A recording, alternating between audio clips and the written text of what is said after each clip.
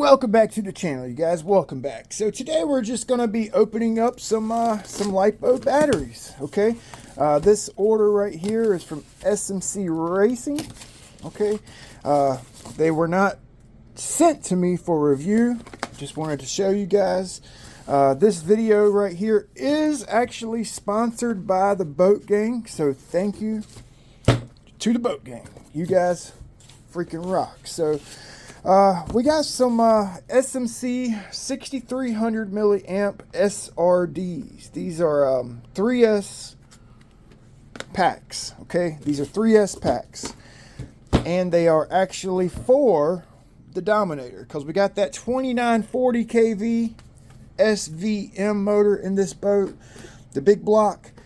And we were not thinking that the 5000s were going to give us the output that we want. I mean, nothing past these packs. We just wanted a little more milliamp, a little more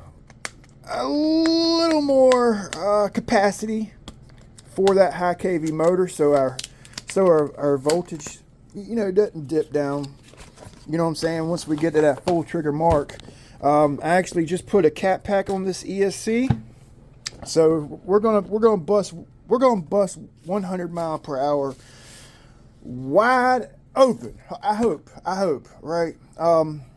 SMC Racing is the best battery manufacturer on the freaking planet, and I'm not just saying that.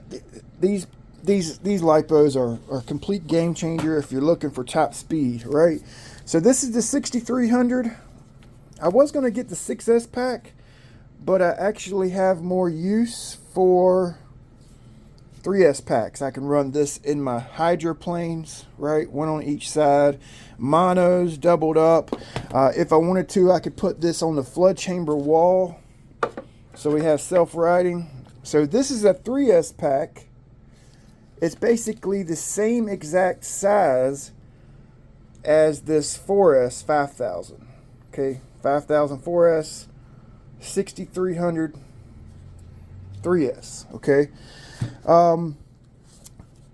this is what I was planning on running in the Oxidine Dominator for my speed, this 5000 6S pack, but figure we'll go 6300, give us a little more capacity, right? So with the SRDs, you get 8 gauge wire, your choice of connector.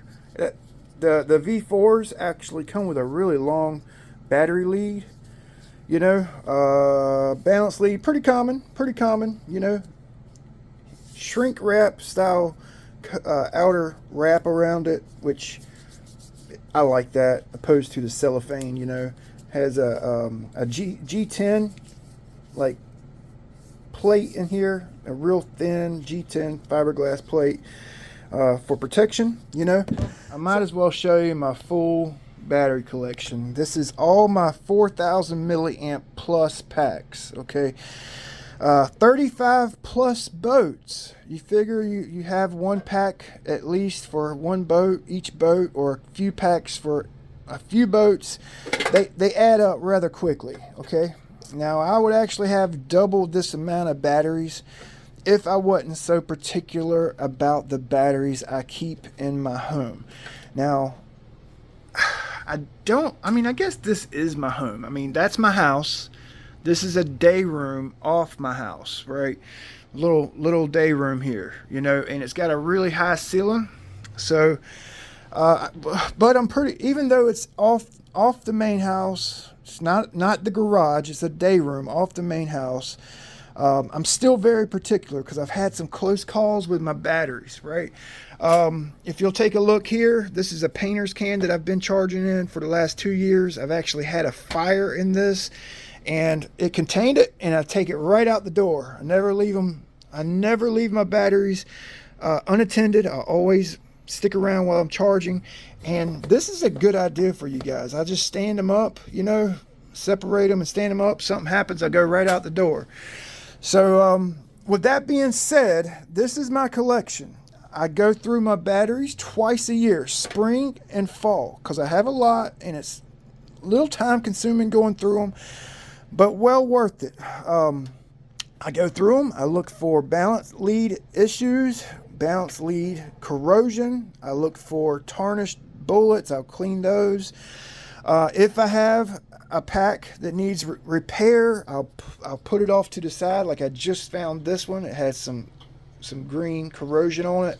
Even though I pack these with dielectric grease on a regular basis, running where I run, this shit right here happens. So I just cut it off and I'll solder a new one on, you know.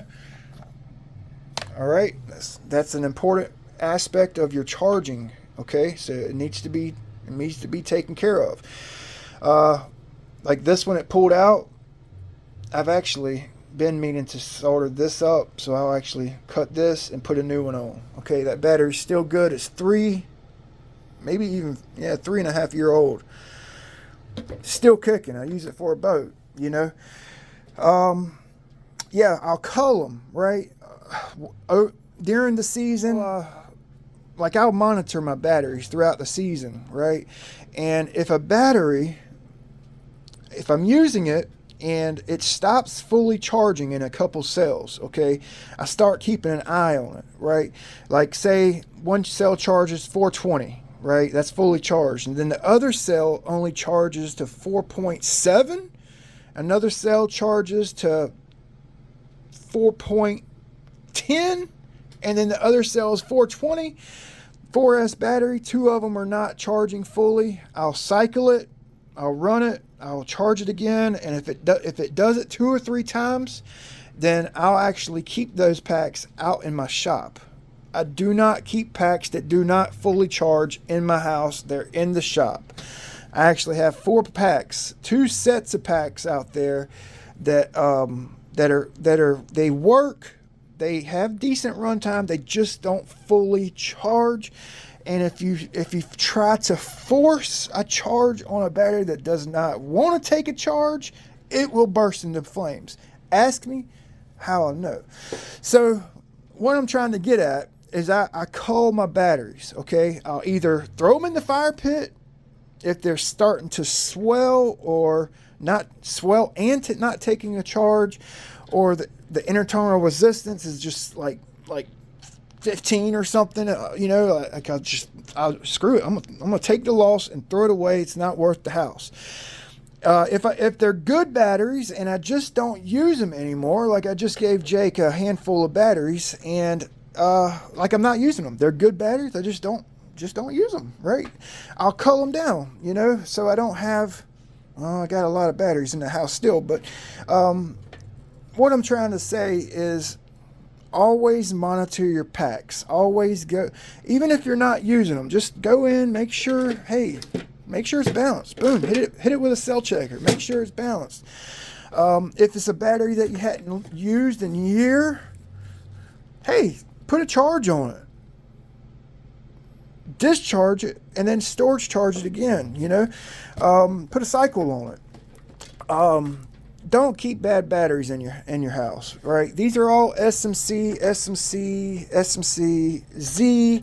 I got some Turnigy's. I got some more Z's over here. CNHLs. I got some Spectrum packs, right?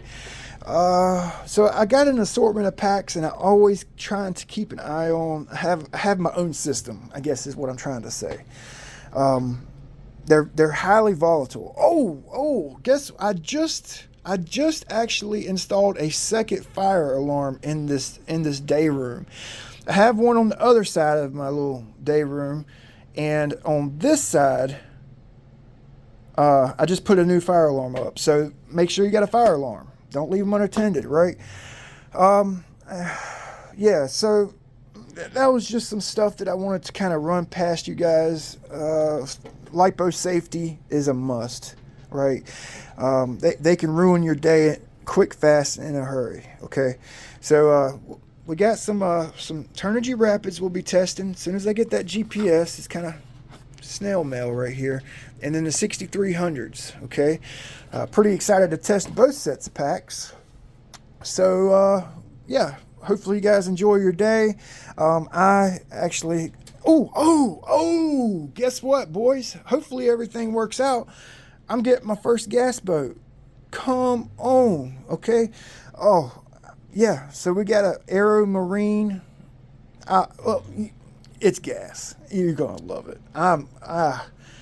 Y'all gonna have, you're gonna have to help me out. I mean, I know the boat part of it. Just y'all gonna have to give me some tips and pointers with the motor tuning and all that stuff. Gonna be fun. Gonna be fun. So we'll see you guys next time. All right. Be safe out there. Thanks for watching. I got some soldering to do.